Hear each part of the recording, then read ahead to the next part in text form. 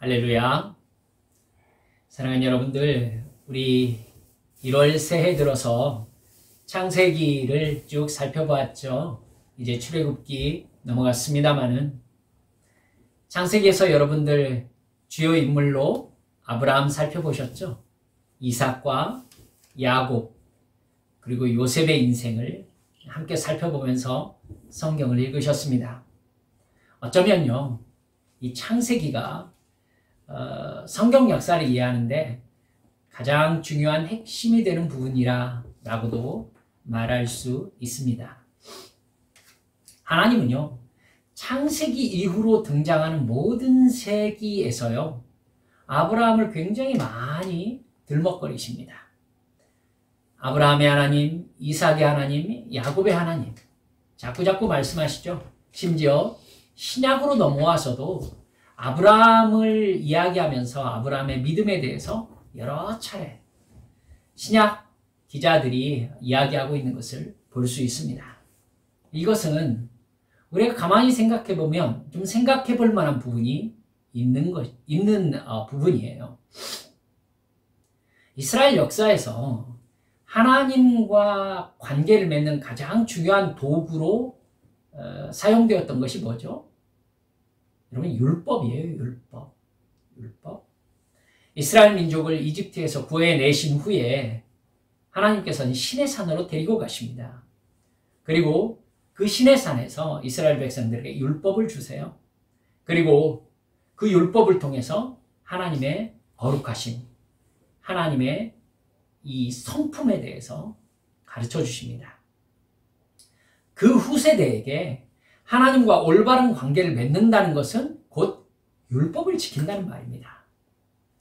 그러니까 하나님께서 정해주신 율법에 순종하지 않고 죄에 빠져 살았을 때예요, 이스라엘은 다른 열강의 침입을 받아서 고통스러운 상황에 처하게 되었었습니다. 하나님께서 이스라엘의 올바름을 판단하시는 가장 중요한 기준이 바로 율법이었던 것이죠. 그렇다면 어쩌면 이스라엘 역사에서 이렇게 오랜 세월 동안 율법에 대한 준수 여부로 옳음과 그름이 가려졌다면 율법이 생기기 이전의 세대, 아브라함의 세대는 점점 잊혀져야 마땅한 거 아닐까요? 아브라함 때는요, 율법이라는 게 없었거든요. 근데 왜 율법 세대, 그리고 심지어 신약 세대에 이르기까지 하나님은 율법이 없던 때, 즉 하나님과 어떤 관계를 맺어야 될지 정확하게 규정되지 않은 것 같은 그 시대를 자꾸 들먹거리면서 믿음의 사람, 믿음의 조상, 믿음의 아버지, 자꾸 아브라함을 들먹거리는 걸까요? 생각해 볼 만하지 않겠습니까? 아브라함은 율법을 모르는 사람이었거든요. 근데 여러분, 이스라엘 민족에게 하나님께서는 나는 너희에게 율법을 준 하나님이다, 이렇게 말한 적은 없습니다. 아브라함의 하나님, 이삭의 하나님, 야곱의 하나님. 즉 하나님께서요, 율법의 준수 여부를 계속해서 따지는 것이 아니라 오히려 율법 없던 때의 아브라함 이야기를 하시면서 그 후세대까지 살펴봐야 될 어떤 점을 말씀하고 싶으셨던 것입니다. 여러분, 율법이 왜 필요한 거죠? 이 질문에 대해서 사도 바울은 로마서와 갈라디아서를 중심으로 해서요, 하나님께서 율법을 주신 이유는 죄가 무엇인지를 가르쳐 주시기 위해서다라고 말씀하고 있습니다. 율법은 하나님을 믿지 않고 그 말씀에 순종하지 않는 사람들에게 무엇이 죄인지 가르쳐 줄 필요가 있으셔서 주신 것입니다. 그래서 율법은 죄를 분명하게 드러내는 역할을 한다고 사도 바울이 여러 번 말씀하셨습니다. 율법은 죄를 죄로 정하기 위해서 필요합니다. 무엇이 불순종인지, 그 불순종의 결과가 무엇인지를 알려주시기 위해서 필요합니다. 율법을 통해서 무엇이 죄고 무엇이 의인지를 알려주시는 것이죠. 근데 로마서 4장 말씀을 보면 율법이 없던 시대의 아브라함을 하나님께서 보시고 그의 믿음을 보시고 하나님께서 그것을 의로 여기셨다 이렇게 나와요. 여러분, 아브라함이 의롭다라고 평가받은 근거가 무엇입니까? 믿음입니다. 율법 없이도 믿음이 있다라고 평가받으면서 의롭다라고 인칭받았던 것입니다. 그렇다면 하나님께서 진정으로 의롭게 보시는 것은 율법을 어기지 않고 행동하는 것이 아니라 하나님을 믿는 믿음을 보시고 하나님께서는 의롭다라고 판단하신다는 것을 알 수 있습니다. 즉, 하나님이 아브라함을 의롭다고 말씀하신 것은요, 율법을 어기지 않았다는 말씀이 아니라 아브라함과 하나님이 이미 깊은 신뢰와 사랑의 관계로 맺어져 있어서 하나님께서 아브라함에게 불순종이 뭐고 처벌은 뭐고 이걸 알려주실 필요가 없었다는 뜻입니다. 아브라함은 하나님을 믿고 하나님을 사랑함으로 하나님과 늘 교제하며 그 말씀에 순종하는 삶을 살았기 때문에 그에게는 율법에 의해서 의롭다는 평가를 받아야 될 필요가 없었던 것입니다. 율법은 하나님과의 관계를 떠나서 죄의 본성을 가지게 된 인간에게 죄가 무엇인지를 인식시키는 장치입니다. 그러나 하나님께서는 율법에 의해서 옳고 그름을 가려야 하는 관계를 맺고 싶으신 신이 아니시라는 것을 기억할 수 있어야 됩니다. 하나님은 율법의 준수 여부로 우리와 사랑의 관계를 맺고 싶으신 신이 아니세요. 하나님은 하나님의 백성들과 규정과 규율에 의해서 관계가 규정되는 그런 관계를 맺고 싶어 하지 않으십니다. 오직 사랑의 관계로 맺어지길 바라시는 것이죠. 그렇기 때문에 하나님은 성경 전체에서 부모와 자녀의 관계로 하나님의 관계를 나타내실 때가 참 많으셨습니다. 성경 기록 시대뿐만 아니라 여러분 하나님의 영이신 성령 시대를 살고 있는 우리들이지 않습니까? 지금도 더욱더 하나님께서 아버지이시고 우리가 자녀라는 사실이 중요합니다. 하나님은 어떤 규정이나 규율의 준수 여부로 하나님을 믿는다는 것이 증명될 필요가 없는 진정한 사랑의 관계를 맺고 싶어 하시기 때문입니다. 그렇기 때문에 우리에게 하나님의 영이신 성령님을 보내주셔서 성령님의 감동하심 가운데 거듭난 새 사람으로 살아가게 해주신 것입니다. 성령님께서 나에게 역사하심으로 말미암아 하나님과 온전한 사랑의 관계 속에서 살게 하신 거예요. 따라서 하나님은 하나님과 맺는 온전한 믿음과 사랑과 의지의 관계를 가르쳐 주시기 위해서 오히려 율법 시대 이전인 아브라함과 이삭과 야곱의 시대를 자꾸 소환하시는 것입니다. 아브라함이 하나님과 맺고 있는 관계를 가만히 한번 살펴보세요. 아브라함은 갈대아 우르에서 하나님의 부르심을 받고 난 이후로 온전히 하나님만 믿고 따르고 의지하는 삶을 살아갑니다. 하나님께서 그럴 수밖에 없는 환경으로 인도해 주셨죠. 아브라함의 믿음을 훈련하시기 위해서였습니다. 아브라함은 생전 처음 가보는 가나안 땅으로 인도함을 받는 과정에서요, 의지할 사람이 아무도 없었습니다. 어떻게 해야 될지 상의할 사람이 없었습니다. 하나님께서는 아브라함을 그렇게 혼자가 되게 하셨습니다. 그래서 늘 하나님과 독대하는 그런 관계를 맺으셨어요. 아브라함은 이 상황을 금방 이해했습니다. 그래서 아브라함은 가는 곳마다 단을 쌓고 여호와 하나님의 이름을 부릅니다. 자기가 하나님께 부름받아서 하나님과의 관계로만 삶의 의미를 갖게 되는 존재가 되었다라는 것을 아브라함이 빨리 받아들인 것입니다. 여러분, 아브라함이 어땠다고요? 하나님께 부름받아서 하나님의 말씀에 순종해서 길을 떠났으니 자기는 하나님과의 관계로만 삶의 의미를 갖게 된 존재라는 것을 아브라함은 정확하게 이해하고 있었다는 것입니다. 그 사실을 아브라함은 자기 자신이 잊지 않도록 늘 하나님과 자신 앞에서 선포하며 살아가는 삶을 사는 것입니다. 그러니까 아브라함이 가는 곳마다 단을 쌓고 여호와의 이름을 부르는 것입니다. 여호와의 이름을 불렀다는 것은 하나님과 나와의 관계로만 내가 의미 있을 수 있습니다. 내 인생은 하나님 없으면 아무것도 아닙니다. 이렇게 하나님 앞에 고백하고 나 자신에게 인식시키는 의식을 가졌다는 것입니다.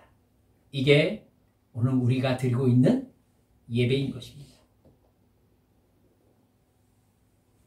하나님께서 인도하시는 대로 따라가면 그만입니다. 나의 필요는 하나님께서 채워주시는 것이 너무나 당연하게 아브라함에게 인식되었던 것입니다. 하나님께서 주시는 것만큼의 범위 안에서 사는 것이 아브라함은 당연해요. 여러분 잘 생각하셔야 돼요. 아브라함이 노력도 하지 않고 무기력한 삶을 살았다는 뜻이 아닙니다. 지금 자기가 처한 상황과 조건을 언제나 하나님께서 인도하신 결과로 해석했다는 뜻입니다. 아브라함 그렇죠. 지금 자기가 하루하루 살아나가는 것이 하나님의 인도하심을 받아서 길을 가고 있잖아요. 가나안 땅에 와서도 여기 저기를 하나님의 인도하심 따라서 움직이고 있어요. 그러니까 아브라함은요, 언제나 자기가 상황에서 맞닥뜨리는 이 모든 상황을요, 하나님의 인도하심의 결과로 볼 수밖에 없습니다.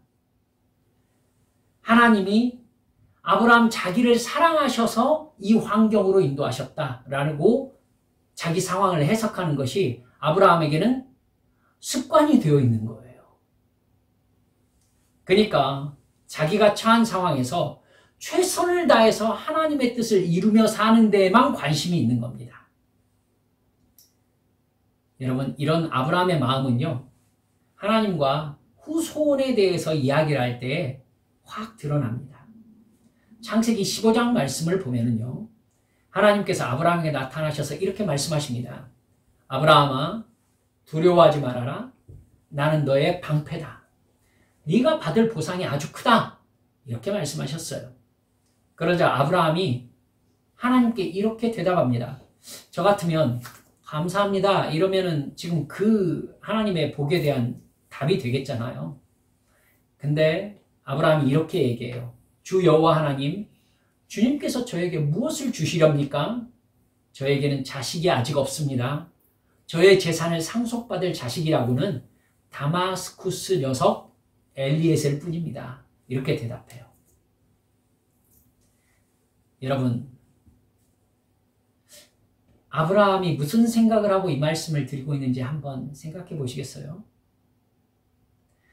하나님이 아브라함을 부르실 때부터 아브라함에게 약속하셨던 것이 무엇이었냐면 후손의 약속이었어요. 근데 가나안을 자기 갈대아 우르를 떠나서 여기 가나안 땅까지 오면서 상당히 오랜 시간이 지났음에도 불구하고 후손은커녕 아브라함에게는 아들이 없었습니다.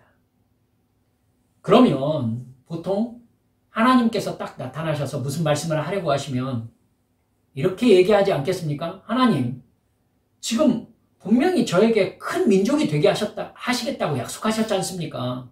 근데 저에게는 100살이 되어 가는데 아들이 없습니다. 저에게 빨리 아들을 주셔야 되는 거 아닌가요? 이렇게 얘기할 법하지 않습니까? 하나님 약속을 언제 이루실 거란 말입니까? 하나님 지금 뭐 하고 계세요? 어쩌란 말입니까? 이렇게 기도하게 됩니다. 근데 아브라함은 아들이 없는 상황을 한 번도 하나님께 문제 삼아서 기도한 적이 없었던 겁니다. 아브라함은 하나님께서 아들을 주지 않으셨으니까 다마스쿠스, 다메섹 출신 종인 엘리에셀을 자기의 후계자로 삼아야 되겠다 이렇게 생각하고 있었던 것입니다. 즉 하나님에게요 자기 환경을 바꿔주시라고 기도하지 않고 지금 자기가 처한 상황을 하나님의 사랑의 결론으로 보기 때문에 일단 이 조건과 사랑을 전제로 자기 뜻을 결정하는 겁니다. 여러분, 우리가 하나님 앞에 취하는 태도와 아브라함이 하나님 앞에 취하는 태도가 상당한 차이가 있다는 것을 발견할 수 있습니다. 우리는 어떤 상황이 내 마음에 들지 않던가 아니면 내가 무언가를 바라는 상황이 있을 때는 하나님 앞에 뭐라고 하느냐면 이 상황을, 이 환경을, 이 조건들을 바꿔주십시오 라고 기도하게 됩니다. 여러분, 그 마음으로 아브라함이 하나님 앞에 있었으면 하나님 매일매일 그렇겠죠. 하나님 아들을 주세요. 좀 아들이 있어야 민족을 이루든지 뭐 후손의 약속을 이루시든지 그러실 거 아니겠습니까? 아들 언제 주십니까? 이 얘기를 아마 맨날 했었을걸요. 근데 아브라함은 그런 식으로 상황을 생각하지 않아요. 자기가 처한 상황을 바꿔야 된다라는 개념이 아브라함에게는 없어요. 자기가 처한 상황이 어떤 상황이든지, 즉 자기 마음에 들지 않는 상황일지라도 지금 자기가 여기까지 온 상황을 하나님의 인도하심의 결과로 보는 거예요. 즉 하나님의 은혜의 결과로 보는 거예요. 하나님의 축복의 결과로 보는 거예요. 하나님의 사랑의 결과로 보는 거예요. 그러니까 이걸 바꿔달라고 기도하지 않고 이 상황을 전제로 자기의 태도를 결정하는 겁니다. 그러니까 하나님의 아들을 주시지 않네. 그러면 내가 지금 100살이 되어가는데 내가 죽거나 어떤 상황이 닥치면은 내 후계자는 누가 될까? 다메섹에서부터 와서 나에게 오래 내 아들처럼 같이 있었던 이 엘리에셀을 내가 후계자로 삼아야 되겠구나. 이렇게 생각한 겁니다.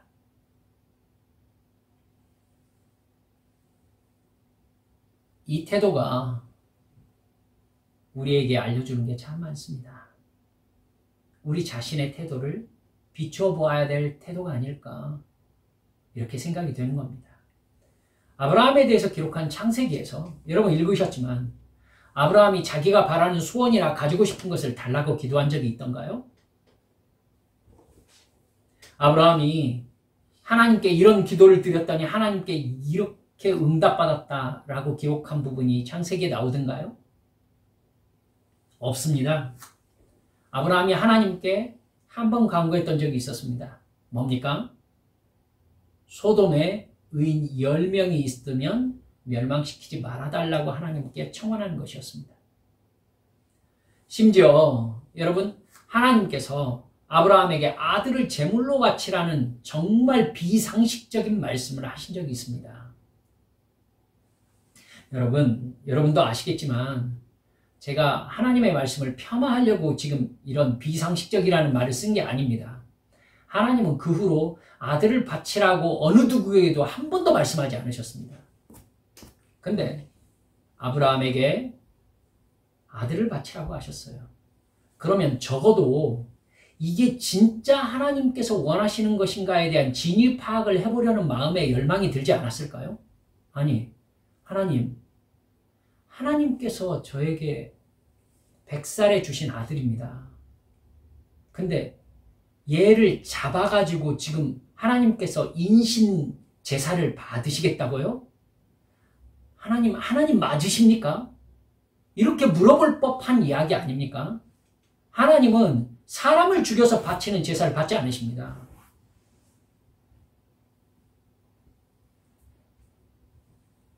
아마 저같이 못된 사람이라면 차라리 저를 죽이세요. 그냥 저를 받으세요.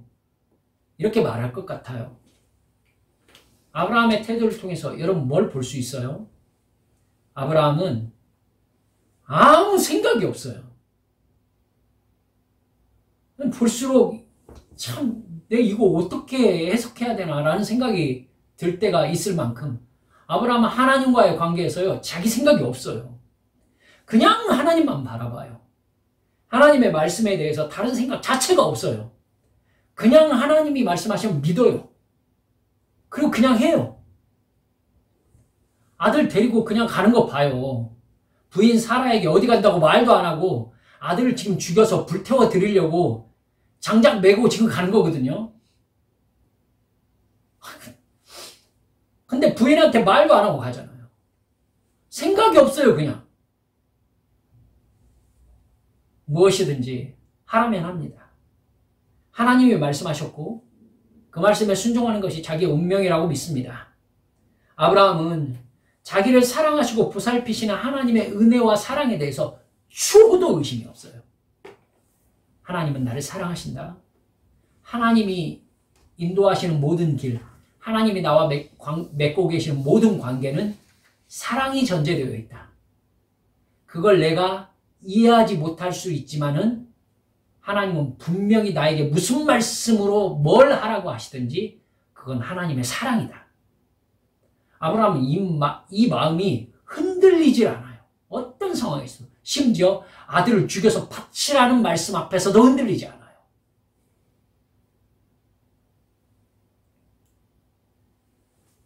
하나님께서는요, 아브라함 자기가 무슨 생각을 하고 있는지 다 알고 계시다는 것을 믿어요.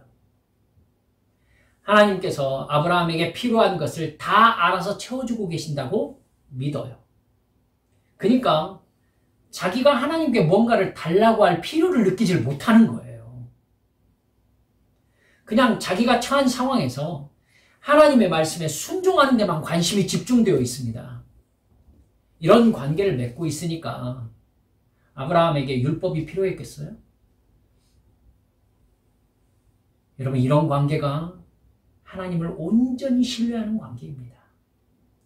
오늘 본문 말씀에서 예수님께서 우리와 맺고 계신 관계를요, 목자와 양의 관계로 표현하고 계십니다. 양에게 가장 중요한 게 뭐예요? 먹이나 풀밭, 물 아닙니다, 여러분. 양에게 가장 중요한 것은 목자예요. 양은 어디에 풀밭이 있는지, 어디에 물이 있는지 몰라요. 양의 생존은 전적으로 목자에게 달려있어요. 그러니까 양은 자기가 먹고 싶은 풀이 있더라도 목자가 부르면 풀 뜯는 일을 중단하고 목자한테 갑니다. 물을 다 마시지 못했을지라도 목자가 이리 오너라 라고 부르면은 목자에게로 갑니다. 그만 저리 가자 하면 목자를 따라갑니다. 만약에 목자의 인도를 따라가지 않는 양이 있다면 그 양은 목자의 음성보다 지금 자기의 판단을 더 믿는 양인 겁니다. 그 양이 못된 양입니다. 그 못된 양은요, 지금 자기가 먹고 싶은 풀을 뜯을 수 있을지 모르지만 곧 늑대나 이리의 습격을 받게 됩니다. 양의 시각과 판단은 위험을 절대 감지할 수가 없어요. 오직 목자만 알고 있습니다. 즉 성경 말씀대로 보면은 나의 인생을 내 것이라고, 내가 주인이라고 생각하면서 내 육체적인 감각과 필요가 이끄는 대로 살아가는 사람은 이 어리석고 못된 양과 같습니다. 하나님이 만드신 이 세상에는요, 인간보다 훨씬 강한 능력을 가진 악한 적대자가 있습니다. 사탄입니다. 늑대와 이리와 같은 존재입니다. 양보다 훨씬 영리해요. 늑대는 양을 사냥해야 되기 때문에, 이리는 양을 사냥해야 하기 때문에 양이 뭘 하는지를 잘 알아요. 양보다 훨씬 영리합니다.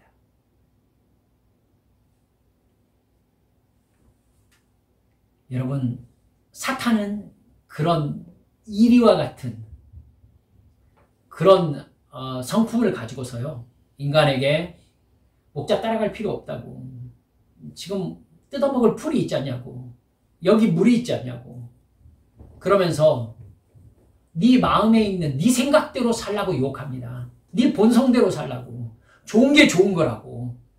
그렇게 살라고 해요. 목자를 떠나라고. 뭐하러 따라가냐고. 얻는 것도 없는데. 양의 눈에는 그렇게 보이거든요. 그렇게 양과 같은 우리 성도들을 유혹해서 죄를 지게 한 다음 영혼을 지옥으로 끌고 가는 영적 존재가 바로 사탄입니다. 사탄은 그야말로 인간 세상의 공중권세를 잡은 자입니다. 인간보다 훨씬 더 지혜롭고요. 인간보다 훨씬 더 힘이 강합니다. 대부분의 인간이 이렇게 사탄의 유혹을 받아서 죄의 욕망을 따라 자기 육신의 만족을 위해 사는 죄를 지으며 하나님과 관계없이 살다가 지옥에 갑니다. 이게 대부분의 인간들입니다. 그 중에 하나님의 자녀로 선택받아서 예수 그리스도 십자가 대속의 죽음과 부활을 믿어서 영적인 생명을 받고 거듭나서 구원받은 사람들이 사탄의 왕국에 있어서 가장 위협적인 존재들입니다. 왜냐하면 하나님께서는 그 거듭난 사람들의 기도를 통하여 악한 사탄의 역사를 중지시키고 그들을 쫓아내면서 하나님의 왕국을 넓혀가고 계시기 때문입니다. 예수 이름으로 명하는 것을 사탄은 순종할 수밖에 없게 되어 있기 때문입니다. 하나님께서 그렇게 법칙을 만드셨기 때문입니다. 그렇기 때문에 사탄은 예수 이름의 권능을 붙잡고 그것을 믿고 아브라함처럼 하나님께서 하라는 대로 하고 하나님께서 하지 말라는 걸 하지 않고 하나님을 사랑하면서 하나님의 이름을 부르는 주의 백성들을 두려워합니다. 왜냐하면 그가 하나님의 이름으로 말하는 것은 그대로 성취되기 때문입니다. 여러분, 그렇기 때문에 그 사람들은 사탄의 왕국에서 가장 거슬리고 위협적인 존재가 되는 것이죠. 그래서 예수 믿는 사람들이 말씀에 순종하지 않고 하나님의 뜻을 거절하는 못된 양이 되는 순간을 사탄은 절대 놓치지 않습니다. 예수님이 목자이시며 나의 주인이시라는 생각을 어느 순간 우리가 던져버리고 내가 살고 싶은 대로 살아버리고 내 욕망대로 그냥 움직여버리고 생각하고 말하고 어차피 내가 사는 인생 아닌가? 내가 나의 주인 아닌가? 내 만족을 위해 살 거야. 이렇게 살아서 알아주는 게 뭐야? 한 번 사는 인생. 이러면서 목자가 인도하는 곳으로 따라가지 않는 양이 있는 겁니다. 사탄은 그 순간을 절대로 놓치지 않고 그를 확 낚아챕니다. 예수님을 믿는 사람들에게 죄를 짓게 해서 영혼을 지옥으로 끌고 가는데 결정적인 기회거든요. 그렇게 그들을 예수님으로부터 떼어낼 수만 있다면 그 대가로 그들에게 돈과 권력을 기꺼이 지불하는 것이 사탄입니다. 늑대가 무리에서 떨어져 나온 양을 습격하기 위해서 떨어져 나오자마자 습격하나요? 아니에요. 무리로부터 한참 떨어질 때까지 기다립니다. 그래서 아무것도 모른 채 자기가 잘한 줄 알고 자기 눈앞에 있는 먹이에만 정신이 팔려있는 그 순간을 노립니다. 사탄도 그렇죠. 내 눈앞에 있는 돈과 내 눈앞에 있는 권력에 정신이 빠져서 이 세상 즐거움과 세상 재미에 빠져서 하나님의 말씀에 순종하는 하나님의 자녀 정체성을 잃어버렸을 때 사탄은 그의 영혼을 습격해서 무너뜨립니다. 그게 사탄에게 큰 이익이죠. 그렇기 때문에 영적으로 무기력하고 무능한 우리들에게는 늘 성령님의 직접적인 감동하심과 인도하심을 따르는 순종이 가장 중요한 것입니다. 목자가 예수님이셔야 되고 내 눈은 언제나 목자를 바라보고 있어야 되는 것입니다. 내 눈에 뭐가 보이든지 나의 가장 큰 관심은 목자여야 되는 것이죠. 내가 분명히 양이라면 선한 목자이신 예수님의 음성을 듣고 예수님의 인도하심만 따라가면 되는 것입니다. 오늘 본문에서 예수님은 양을 자기 이익을 위해서 이용하거나 잡아먹는 목자, 그런 싹군 목자가 아니라고 여러 번 말씀하십니다. 선한 목자이신 예수님은 양을 위하여 목숨을 버린다고 얘기하시죠. 여러분, 양을 위하여 목숨을 버리는 목자가 어디가 있습니까? 결국 양을 잡아서 고기를 이용하든지 양 털을 이용하기 위해서 양을 기르는 거잖아요. 그렇기 때문에 목자가 양을 위해서 목숨을 버린다는 것은 있을 수 없는 일입니다. 있을 수 없는 일이에요. 그런데 예수님은 지금 오늘 본문에서 여러 번 나는 선한 목자다. 선한 목자는 양을 위하여 목숨을 버린다. 이렇게 말씀하십니다. 그렇기 때문에 양 한 마리를 잃어버리면 99마리를 우리에 두고 한 마리를 찾아 나서시는 것입니다. 이런 목자라는 것을 믿고 있는 양이라면 근심 걱정이 없어야 맞는 거 아니겠습니까? 어디로 갈 것인가, 무엇을 할 것인가는 양이 할 걱정이 아니라 목자가 걱정할 것입니다.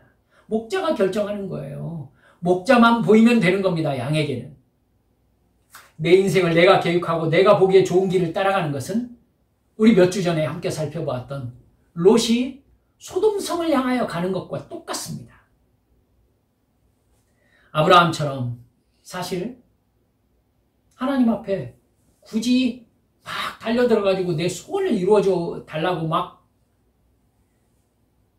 그래야 될 게 없고, 별다르게 하나님 앞에 반드시 이렇게 되어야 된다고 떼쓰는 것도 없고, 그냥 하나님과 함께 사는 인생. 여러분, 제가 기도가 필요 없다고 얘기하는 게 아니라는 걸 여러분 충분히 이해하고 계실 줄 믿습니다. 하나님을 생각할 때 늘 내가 뭔가를 받아서 이 부족함을 채워야 내가 행복해질 텐데, 이 개념이 아니라 그냥 주님이 나와 함께 계시는 것이 평안하고 행복하고, 주님을 사랑하는 사랑이 내 삶에 있다고 생각하는 이 어려움보다 훨씬 더 크고, 그러니까 주님 생각하면 힘든데도 마음이 행복해지고 평안해지고, 이게 주님과의 사랑의 관계 아니냐는 것입니다. 아브라함처럼요.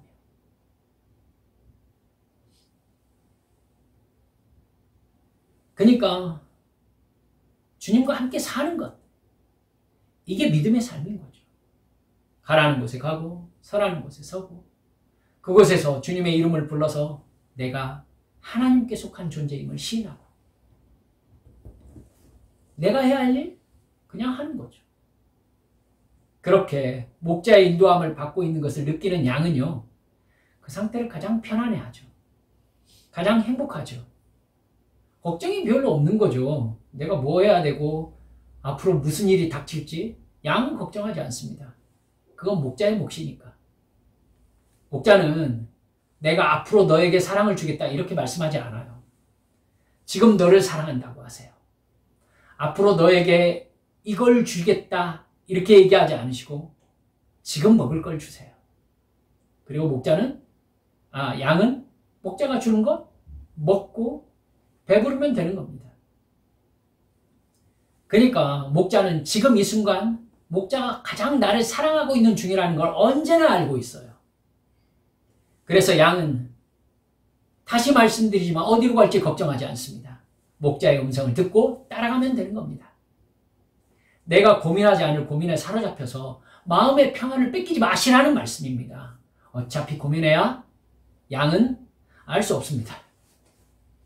양에게 앞으로 어디 가서 어떤 일이 있을 것이다 얘기하는 목자가 있습니까? 얘기해줘도 몰라요. 하나님이 무슨 일이 있을 것이다, 앞으로 이렇게 할 것이다 말해주면 압니까?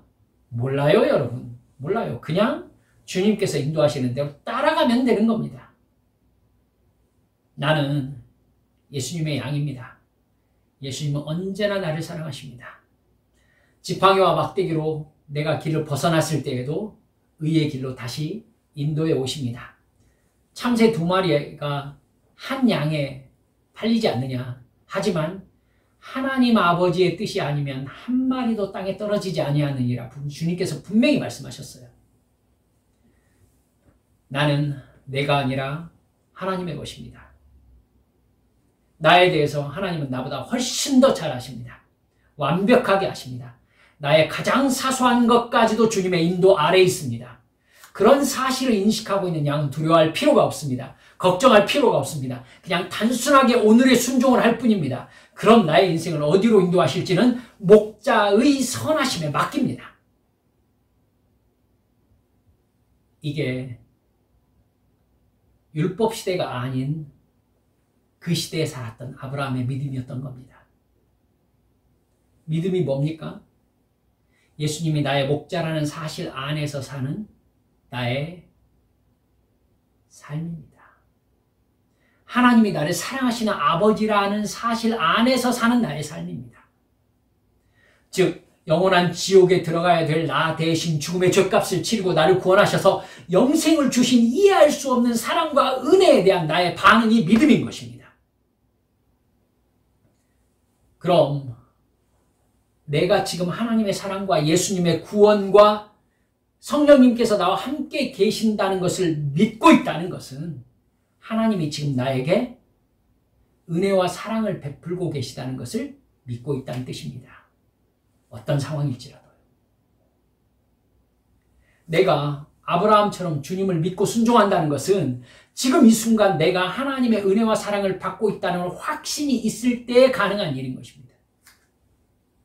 여러분, 그러니까 우리 마음속의 전제가 어떠한 터전 위에 있어야 되는지 깊이 생각해 보셔야 될 필요가 있습니다. 예수님을 믿는다는 것은 예수님이라는 반석 위에 내가 서 있다는 뜻입니다. 그러면 내 육신의 눈으로 어떤 상태에 있다 할지라도 나는 예수님의 사랑과 은혜 안에 이미 서 있는 것입니다. 지금 나는 주님의 사랑을 받고 있는 중이라는 것입니다. 이 전제를 가지고서 살아가는 사람과 늘 불안해서 하나님이 나를 사랑하지 않으시나 봐. 이렇게 힘든 일이 있는 거 보니까 나는 벌 받는 중인가 봐. 하나님은 나를 언제쯤 사랑해 주실까? 내 소원을 언제쯤 들어주실까? 이렇게 안달복달하면서 사는 삶. 여러분, 하나님이 보시기에는 나는 너를 사랑하지 않은 순간이 한순간도 없는데 너는 나의 사랑을 믿지 않는구나. 너에게 중요한 것은 나라는 존재가 아니라 네 눈앞의 상황이구나. 하나님은 그렇게 보시지 않겠습니까? 그럼 주님이 얼마나 안타깝겠습니까? 천국 가는 믿음이 어떤 믿음입니까? 내가 어떠한 상황에 있더라도 나를 구원하신 예수님의 그 십자가 사랑과 대속의 죽음과 부활 앞에서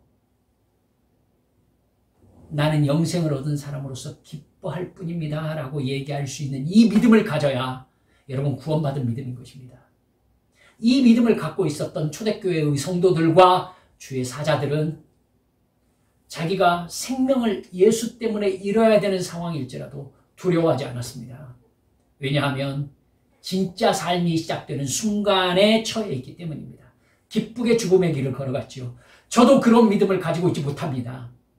하지만 우리가 적어도 바라보고 걸어가야 될 믿음의 길이 바로 그 길인 것입니다.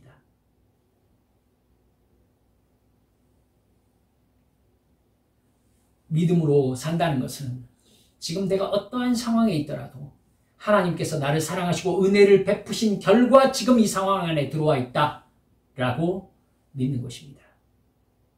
이 사실을 정확하게 알았던 사도 바울은 그러니까 대책 없는 얘기를 하시잖아요. 항상 기뻐하라. 쉬지 말고 기도하라. 범사에 감사하라. 이는 그리스도 예수 안에서 너희를 향하신 하나님의 뜻이니라. 왜지요? 왜지요? 그 어떤 이 세상의 어려움도 내가 너를 사랑하는 사랑을 뺏을 수 없다. 그 어떤 이 세상의 고통스러운 일일지라도 너에게서 영생을 뺏을 수 없다. 이 세상의 죄악으로 가득한 세상 속에서 당하는 어려움은 천국의 기쁨과 비교할 수 없다. 이 얘기를 하고 계시는 거예요. 히브리서 11장에서는 그런 믿음을 가진 사람들이 감옥에 들어가든지 재산을 빼앗기든지 고통과 학대를 당하는 상황이든지 심지어 생명을 잃는 상황일지라도 하나님께서 나를 사랑하시고 은혜를 베푸신 결과로 생각하기 때문에 기꺼이 그 상황 안으로 들어갔다. 라고 이야기하고 있습니다. 말씀을 마칩니다. 내가 어떠한 상황일지라도 주님께서 나의 선한 목자이심을 믿으시기 바랍니다. 믿음은 반드시 현재 지금 내가 하나님의 사랑과 은혜를 받고 있다는 분명한 인식에서 나타나는 나의 반응입니다. 이것이 강한 믿음이죠. 상황과 환경에 흔들리지 않는 강한 믿음. 이 강한 믿음이 있어야 내 안에 뭐가 있습니까? 강한 평안이 있는 것입니다. 때때로 죄의 본성을 가지고 있는 내 육신은 병에 시달릴 수 있습니다. 성경에서 가장 많은 기적을 행했던 엘리사 병들어 죽었습니다. 여러분, 나의 육신은 죄의 본성에 매여 있고 어차피 나는 이 육신을 따라서 영으로 하늘나라에 들어갈 것입니다. 병들 수 있습니다. 아플 수 있고 고통스러울 수 있습니다. 이것이 하나님과 나의 관계가 깨지는 동기가 되어서는 안 되겠죠. 그러면 나는 절대적인 것을 하나님과 나와의 관계로 생각하는 것이 아니라 내 육신의 상태로 생각하고 있다는 뜻 아니겠습니까? 철저하게 이 부분을 체크하셔야 합니다. 그러니까 상황과 관계없는 하나님을 향한 믿음, 이 선한 목자를 따라가는 양과 같은 하나님을 향한 의지, 하나님의 인도하심을 따라 늘 주님만 따라가는 아브라함과 같은 이 믿음을 가지고 있을 때, 이 강한 믿음을 가지고 있을 때 내 안에 강한 평안이 있는 것입니다. 이 믿음으로 사탄의 유혹을 이기고 죄와 싸워 승리하며 우리 주님과 늘 사랑의 관계 안에서 평안함을 누리는 강한 믿음의 군사로 커가는 우리 한빛 성도들 모두 되시기를 주 예수님의 이름으로 축원합니다. 이 시간 주님 앞에 함께 기도합시다. 성경이 우리에게 이야기하는 이 믿음의 세계라는 것은 아브라함을 통해서 내가 너와 맺고 싶은 사랑의 관계가 이런 것이다 라고 이야기하는 이 하나님의 음성은 바로 오늘 우리가 살펴보았던 이 아브라함의 태도를 통하여 드러나 있습니다. 무엇을 놓고 하나님 앞에 기도하고 계십니까? 이거 언제 주십니까? 언제 내 소원 이루어 주실 거예요? 지금보다 이게 있으면 더 나을 텐데 하나님은 언제쯤 약속을 이루어 주실 겁니까? 그 기도 잠시 내려놓으시겠습니까? 주여, 제가 아브라함과 같은 믿음 갖게 해주옵소서. 선한 목자이신 예수님을 온전히 믿고 의지하며 주님의 음성만 따라가는 제가 되게 해주옵소서. 이 믿음을 알고 여호와는 나의 목자시니 내게 부족함이 없으리로다 찬송했던 다윗의 믿음을 내가 갖게 해주옵소서. 그래서 나의 상황이, 나의 삶의 환경과 여건이 어떤 상태에 있더라도 항상 기뻐하며 쉬지 않고 기도하며 범사에 감사하는 진짜 믿음을 갖게 해주옵소서. 이 시간 주님 앞에 함께 통성으로 기도하시겠습니다. 기도합니다. 아버지 하나님,